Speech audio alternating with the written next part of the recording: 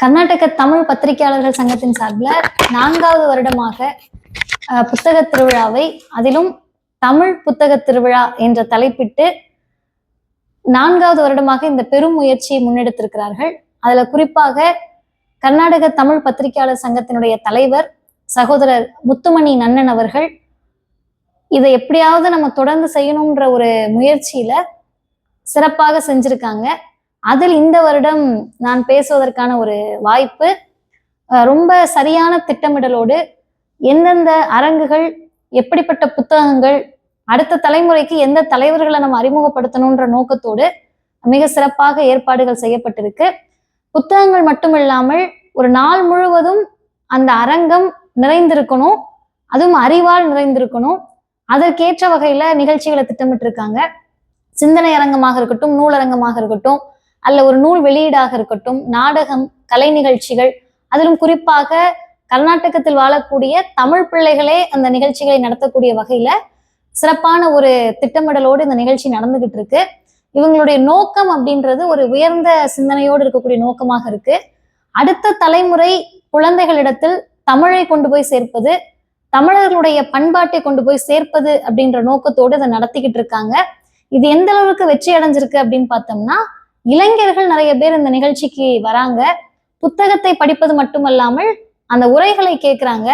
அந்த உரைகளின் மூலமாக தந்தை பெரியாருடைய, அம்பேத்கருடைய, காரல் மார்க்ஸ் போன்ற தலைவர்களுடைய கருத்துகள், இன்னொரு பக்கம் தமிழ் சான்றோர்களுடைய கருத்துக்கள், இலக்கியம் மூலமாக நம்ம எதை தெரிஞ்சுக்கணும், தமிழருடைய பண்பாடு அப்படின்றது சமத்துவத்தை எந்த அளவுக்கு முன்னிலைப்படுத்துச்சு, இப்படி பல கருத்துகள் அடங்கிய நிகழ்ச்சிகள், பட்டிமன்றங்கள், இப்படி பல வகைப்பட்ட அளவில் தமிழை பரப்புவது, தமிழை கொண்டு போய் சேர்ப்பது, தமிழ் மொழி உணர்வோடு குழந்தைகளை வளர்த்தெடுப்பது என்ற அரிய சிந்தனையுடன் நடைபெறக்கூடிய இந்த புத்தக திருவிழா தொடர்ந்து நடைபெறணும்.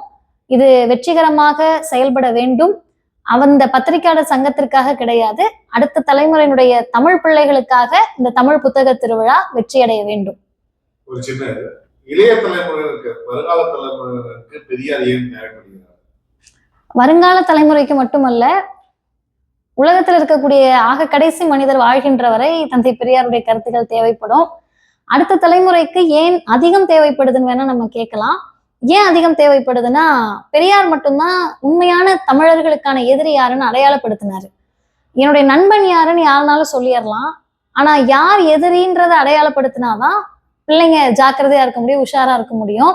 அப்படி இன்னைக்கு எந்த வேடத்தில் ஒரு மாற்று கருத்து இருக்கக்கூடியவர்களோ, திராவிடத்தை எதிர்க்கக்கூடியவர்களோ, மனித குலத்திற்கு எதிரானவர்கள் வந்தாலுமே, எந்த உருவத்துல வந்தாலும், எந்த நிறத்தில் வந்தாலும் பெரியாரை படிச்சாதான் கண்டுபிடிச்சு அவங்களை ஒதுக்க முடியும். அதற்கு பெரியார் தேவைப்படுகிறார்.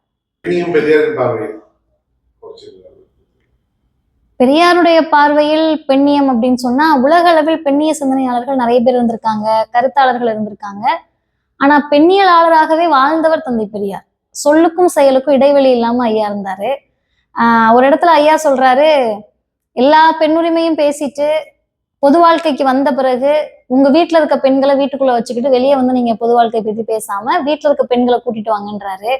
சரி, சும்மா சொல்றாரு போலன்னு பார்த்தா, அவர் முன்னெடுத்த எல்லா போராட்டங்கள்லயும் அவங்களுடைய இணையர், அவங்க தங்கை எல்லாரையுமே கூட்டிட்டு வந்துதான் போராட்டம் பண்றாரு.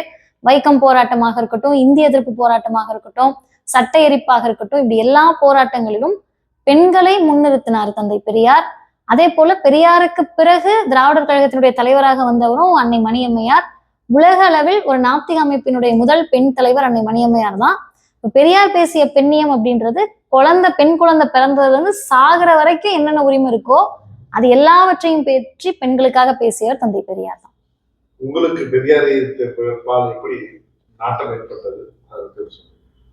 நாங்க எப்படின்னு கேட்டீங்கன்னா, இந்து குடும்பத்துல பிறந்தப்பல இந்துவா தான் வளரும்ன்ற மாதிரி, நாங்க பிறந்தது திராவிடர் கழகம்.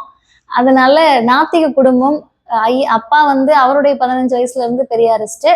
அதனால நான் பிறந்ததே திராவிடர் கழகத்துலதான், வளர்ந்தது எல்லாமே இங்கதான்.